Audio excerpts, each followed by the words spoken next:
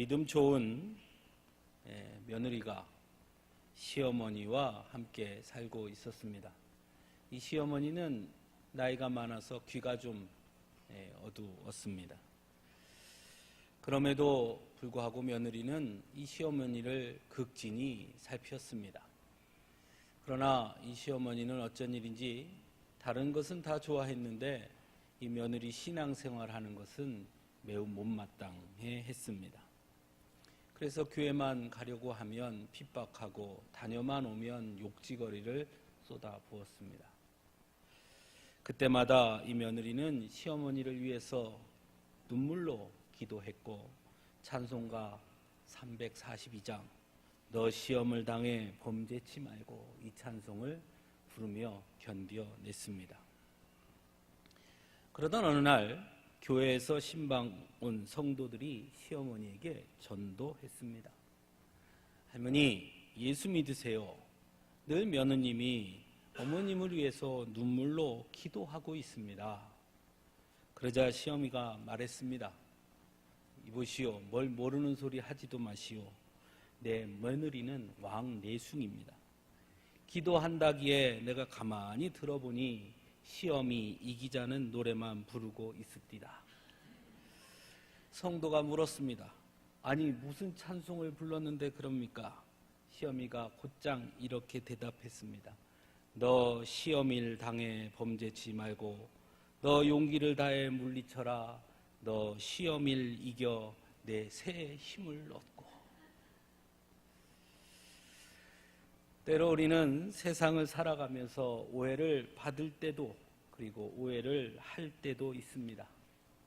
물론 앞에서 이야기한 것처럼 이런 오해들이 우리를 웃게 하기도 하고 또 작은 오해들은 시간이 지남에 따라 또는 서로의 대화를 통해 풀어지게 되기도 합니다. 하지만 어떤 경우에는 그렇지 못할 때도 있습니다. 두 형제의 아버지가 갑자기 쓰러져 의식불명 상태가 되었습니다. 큰아들이 아무리 아버지를 흔들어 깨워도 여전히 아버지의 의식은 돌아오지 않았습니다. 다급해진 큰아들은 응급조치를 하면서 동생에게 빨리 가서 의사 선생님을 모셔오라 했습니다. 동생은 황급히 의사 선생님을 모시러 갔습니다. 그런데 돌아올 시간이 지났는데도 동생은 오지 않았습니다. 초조해진 형은 도대체 이놈이 죽은 거야 산 거야 하고 중얼거렸습니다. 그때 순간적으로 의식이 돌아온 아버지가 이 소리를 듣고 그 말에 충격을 받아 그만 숨을 거두고 말았습니다. 이처럼 우리가 살아보면 내 의도와는 다르게 상대방이 오해하는 경우가 종종 있고 또 앞에서 이야기한 것처럼 그 오해가 되돌릴 수 없는 상황에 빠지게 만들기도 합니다. 성경의 인물 중에 오해로 인해 가장 큰 고통을 당한 사람 여러분 누가 생각나십니까? 저는 단연코 다윗이라고 생각합니다. 다윗은 자신의 장인 사울왕으로부터 큰 오해를 받았습니다. 사울왕은 다윗이 자신의 왕위를 탐한다고 생각했습니다. 그것은 아마도 골리앗을 물리친 후 돌아오는 다윗을 향해 사울이 죽인 자는 천천히요 다윗은 만만히로다 라고 백성들이 노래하는 소리를 들을 때부터 사울은 오해했던 것 같습니다. 어쨌든 백성들의 인기를 한몸에 받는 다윗을 두려워했고 결국은 그를 죽이려고 하기에 이르게 됩니다. 사실 다윗의 입장에서 보면 너무나 억울할 수밖에 없는 일입니다. 다윗은 사울왕에게 오해를 받을 만한 직접적인 일을 행하지 않았기 때문입니다. 사울왕 혼자 그렇게 오해했던 것입니다. 사울의 아들 요나단이 다윗에 대한 오해를 풀어주기 위해 아버지 앞에 나아가 노력했지만 그러면 그럴수록 사울의 다윗에 대한 오해는 더욱 커져 갔습니다. 결국 다윗은 사울 왕을 피해 도망칠 수밖에 없었고 10여 년을 도망자의 신세로 살 수밖에 없었습니다. 다윗이 이렇게 사울 왕에게만 오해를 받은 것은 아니었습니다. 다윗이 사울 왕을 피해 블레셋 땅으로 도망가게 되고 거기에서 가드 왕 마옥의 아들 아기스의 부하가 되게 됩니다. 그리고 그 소식은 곧 이스라엘 백성들에게 오해를 받게 되기도 합니다. 블레셋 사람들 역시 다윗을 믿지 않습니다. 블레셋과 이스라엘이 전쟁을 하게 될 때 분명 다윗은 이스라엘 편을 들 것이라고 생각하여서 그가 전쟁에서 우리의 대적이 될까 하나이다 하며 다윗을 의심하기에 이르게 됩니다. 이처럼 다윗은 가는 곳마다 사람들의 오해와 의심 속에서 살 수밖에 없었습니다. 여러분, 만일 여러분이 이런 상황이라면 어떠했겠습니까? 그냥 무시하고 살 수 있다면 그나마 다행이지만 다윗처럼 다윗이 받은 오해는 단순히 무시할 수 있는 그런 것의 오해가 아니었습니다. 한마디로 진퇴양난이었죠.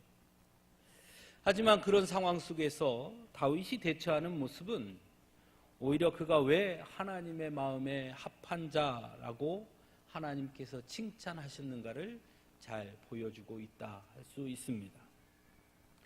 오늘 우리가 함께 읽은 본문 23편은 이처럼 사람들의 많은 오해 속에서 너무나 큰 어려움과 답답함 속에 있던 다윗이 자신의 심경을 그대로 토로하고 있는 시편입니다. 그리고 그러한 고통 속에서 다윗이 어떻게 대처했는가를 또한 우리는 시편 26편을 통해 볼 수 있습니다. 먼저 오늘 본문에 보면 다윗은 자신의 문제를 하나님 앞에 가지고 갑니다. 1절에 여호와여 나를 판단하소서, 2절에 여호와여 나를 살피시고 시험하사 내 뜻과 내 양심을 단련하소서라고 노래하고 있습니다. 저는 이것이 다윗의 위대함이 아닌가 생각해 봅니다. 대부분의 사람들은 문제가 생기면 스스로 해결하려고 합니다. 그러다 해결되지 않으면 될 대로 되라는 식으로 포기하거나 절망하기도 합니다. 하지만 다윗은 언제나 그랬듯이 자신 앞에 어떠한 문제가 닥치던 그는 그 문제를 하나님 앞으로 가져가는 사람이었습니다. 사람들이 자신을 오해하면 오해해서 자신을 몰라주면 몰라주기 때문에 그는 더욱 하나님 앞에 서게 됩니다. 자신을 오해하는 사람들이 아니라 하나님의 판단을 구하고 있습니다. 이것은 곧 하나님만은 내 진심을 알아줄 것이라는 믿음이 있었기 때문에 가능한 일이었을 것입니다. 또한 이것은 하나님께서 내 진심을 알아주시면 그러면 나는 됩니다 하는 믿음이었을 것입니다. 즉 다윗은 세상 사람들의 판단에 따라 사는 자가 아니라 하나님의 판단에 자신을 맡기는 사람이었다라는 것입니다. 믿음의 사람이 누구일까요? 여러 가지로 이야기할 수 있을 것입니다. 믿음의 사람, 아마 이렇게 말해도 믿음의 사람을 잘 표현하는 말일 것입니다. 날마다 하나님 앞에 스스로를 세우는 사람, 그 사람이 믿음의 사람일 것입니다. 하나님의 판단 앞에 나를 세우는 사람 말입니다. 세상 속에서 살지만 세상의 판단과 기준과 평가에 따라 사는 자가 아니라 세상 사람들의 평가와 판단에 따라 일희일비하지 않는 오직 하나님께 맡기고 당당하게 자신의 길을, 믿음의 길을 가는 사람, 이 사람이 진정 믿음의 사람인 것입니다. 다윗은 그런 사람이었습니다. 비록 자신의 장인 사울 왕이 자신을 오해해서 죽이려고 할 때도, 때로는 이스라엘 백성들이 자신을 오해할지언정 그는 그런 것에 흔들리지 않았습니다. 본문 1절에 이렇게 노래합니다. 내가 나의 완전함에 행하여 싸우며 흔들리지 아니하고 여호와를 의지하였나이다. 그의 시선은 언제나 하나님께 있기 때문입니다.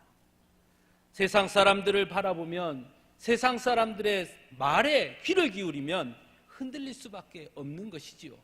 그러나 다윗은 언제나 그의 시선은 하나님께 고정되어 있었다라는 것입니다.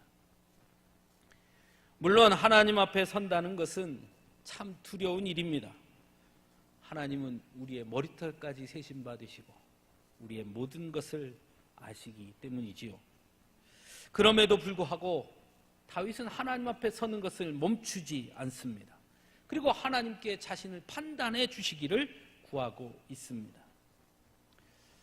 어떻게 이럴 수 있었을까? 아마 그것은 다윗 스스로 자신의 삶에 최선을 다했기 때문이었을 것입니다. 3절에서 8절 말씀을 통해 다윗은 자신의 삶을 이렇게 고백합니다. 내가 진리 중에 행하여 허망한 사람과 같이 앉지 아니하였사오니 내가 행악자의 집회를 미워하오니 내가 무죄함으로 내가 주께서 계신 집과 주의 영광이 머무는 곳을 사랑하오니. 이러한 고백은 그동안 다윗이 어떤 기준으로 어떤 삶을 살았는지를 스스로 고백하는 것이라 할 수 있을 것입니다. 믿음의 사람은 날마다 하나님 앞에 서야 하지요. 그러므로 어떻게 보면 자신의 삶에 최선을 다하는 것은 당연한 것입니다. 하나님 앞에 언제나 서 있음을 기억하기 때문이지요. 다윗처럼 그러므로 우리 또한 자신의 삶에 최선을 다했음을 고백할 수 있는 사람이 되어야 하는 것입니다. 물론 그 일이 쉽지는 않지요. 세상을 살아가면서 우리는 어떻게 보면 더 많이 수없이 실패하고 넘어집니다. 이런 이야기하면 듣는 분들이 가끔 이렇게 반문합니다. 목사님, 우리가 어떻게 다윗처럼 살 수 있습니까? 목사님, 모르는 소리 하지 마십시오. 다윗도 아마 지금 이 시대에 이 땅에 살았더라면 아마 우리와 별반 다르지 않았을 것입니다. 맞습니다. 어떻게 보면 우리보다 더 많이 넘어졌을 수도 있었겠지요. 다윗에게도 흠이 있었습니다. 우린 잘 알고 있습니다. 다윗의 흠이 있었다는 걸. 다윗 역시 완전한 사람은 아니었습니다. 하지만 적어도 오늘 시편 26편에서 우리가 보는 것처럼 이러한 고백을 할 수 있었던 다윗은 적어도 하나님 앞에 서기에 합당한 자가 되기 위해 끝없이 노력했었다라는 것을 보여주고 있다는 것입니다. 즉 다윗도 넘어지고 무너진 적이 있었으나 그럼에도 불구하고 그는 날마다 최선을 다하려고 노력했던 사람이었다라는 것입니다. 자신의 부족함, 자신의 넘어짐을 인정하되 그러나 부족함에 안주하지 않았으며 타협하지 않았던 사람, 그 사람이 바로 다윗이었습니다. 바른 신앙인의 삶의 자세가 그러해야 하지 않겠습니까? 우리 역시 수없이 실패합니다. 그렇다고 어쩔 수 없다고 쉽게 타협하거나 안주해서는 안 된다는 것입니다.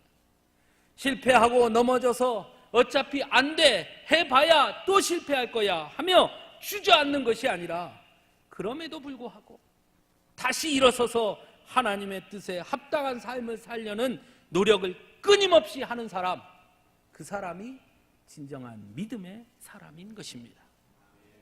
다윗은 그런 사람이었습니다. 사도 바울도 그런 사람이었습니다. 끝없이 넘어지고 끝없이 무너지고 끝없이 실패해도 자기 자신을 자신이 용서할 수 없을 만큼 어리석어 보일지라도, 그러니 난 어차피 안 돼, 해봐야 또 실패할 거야, 하나마나 뻔하지 하고 안주하거나 포기하거나 타협하는 것이 아니라 그럼에도 불구하고 또 일어서서 하나님 앞에 자신을 세우고 자신의 삶을 하나님 앞에 내어놓기 위해 애쓰는 사람, 그 사람이 진정 믿음의 사람인 것입니다. 다윗은 바로 그런 사람이었습니다. 그래서 그는 9절에서 11절에 내 영혼을 죄인과 함께 내 생명을 살인자와 함께 거두지 마소서. 그들의 손에 사악함이 있고 그들의 오른손에 뇌물이 가득하오나 나는 나의 완전함에 행하오리니 나를 속량하시고 내게 은혜를 베푸소서라고 간구하고 있습니다. 여전히 세상 속에서 사는 것이 얼마나 힘겨운 것인지 다윗 또한 잘 알고 있었습니다. 여전히 사람들은 다윗을 거짓말하는 자들과 간사한 자들과 악을 행하는 자들과 같은 똑같은 사람으로 여기기도 했습니다. 오늘날도 마찬가지죠. 믿음으로 살려고 애쓰는 우리들에게 사람들은 아주 쉽게 이렇게 말합니다. 너도 어쩔 수 없을걸? 살려면 어쩔 수 없어. 적당히 타협도 하고 가끔은 눈도 좀 감아주고 괜히 너만 특별한 척 하지 마. 너만 깨끗한 척 하지 마. 너만 대단한 척 하지 마. 야, 너만 신앙인이냐? 나도 어려서부터 교회 다녔다. 너 그렇게 살면 너만 피곤해.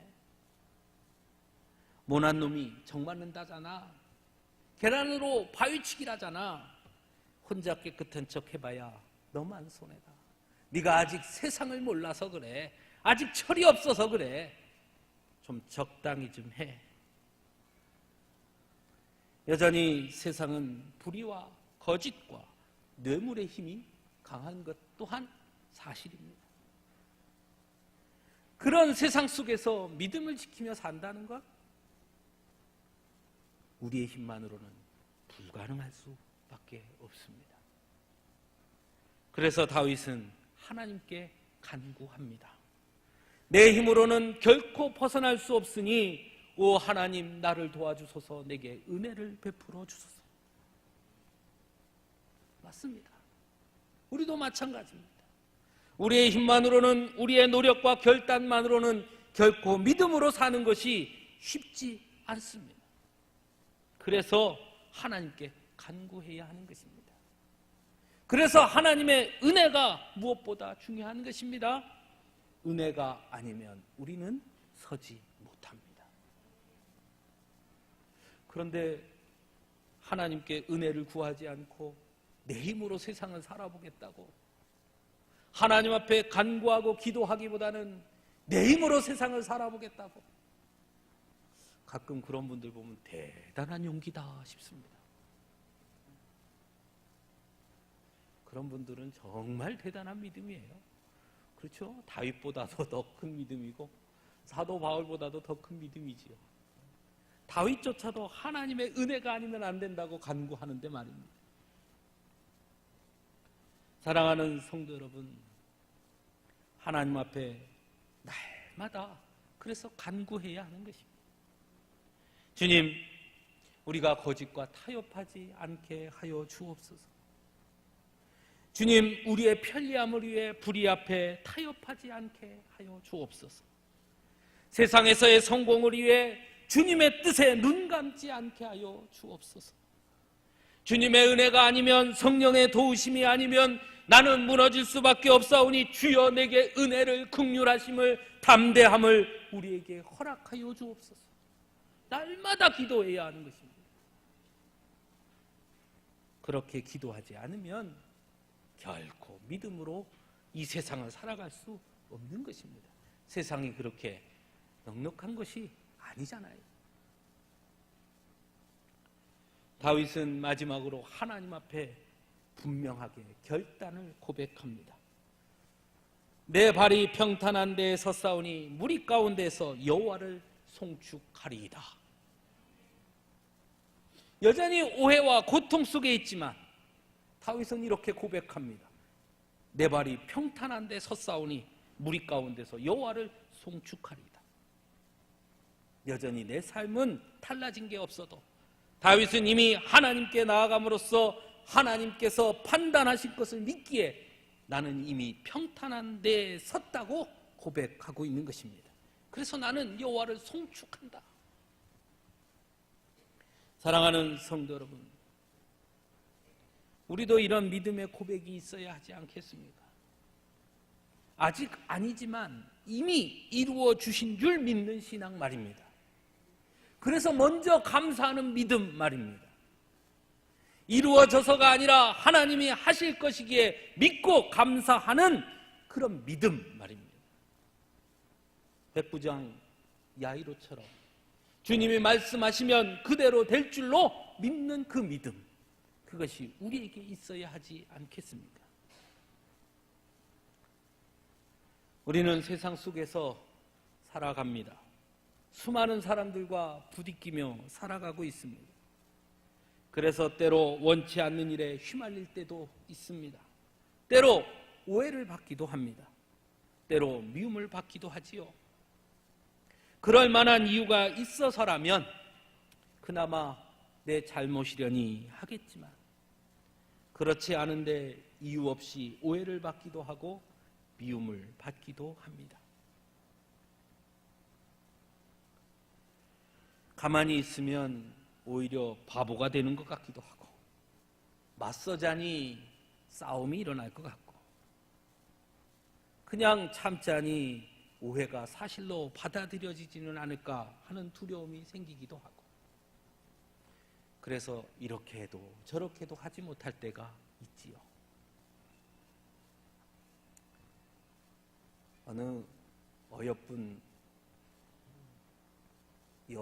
여자분이 기차역에서 기차를 기다리고 있는데 입이 너무 심심해서 과자를 한 봉지 사서 기차가 오기 전까지 그걸 먹어야겠다 생각하고 대합실에 이렇게 앉았습니다. 앉아서 기차를 기다리고 있는데 옆에 웬 노신사가 그 옆에 자리를 했습니다. 이 여자분이 생각해보니까 나 참 과자를 샀지? 이렇게 생각해서 보니까 옆에 과자가 있어서 자기가 산 과자예요. 그래서 과자를 탁 뜯었습니다. 그 과자를 탁 하나 먹었습니다. 그런데 웬걸 옆에 노신사가 아무 말도 없이 그 과자에서 자기 과자인데 그 과자를 가지고 와서 먹는 거예요. 그래서 이 여자분이 괜히 기분이 나쁘잖아요. 내 과자인데. 그래서 하면서 다시 과자를 이렇게 집어 먹었습니다. 그랬더니 노신사도 또 과자를 집어 먹는 거예요. 그래서 이 여자분이 노신사를 한번 딱 쳐다보고 다시 과자를 먹었습니다. 내 과자인데 왜 먹냐? 이런 표정으로.